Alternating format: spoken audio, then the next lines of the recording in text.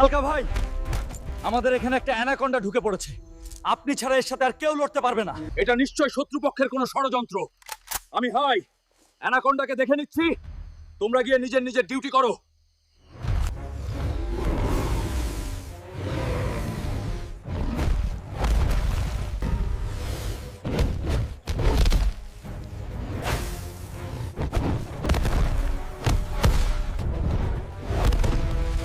বন্ধুরা,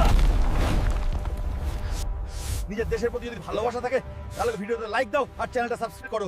লড়তে হবেই আমাকে।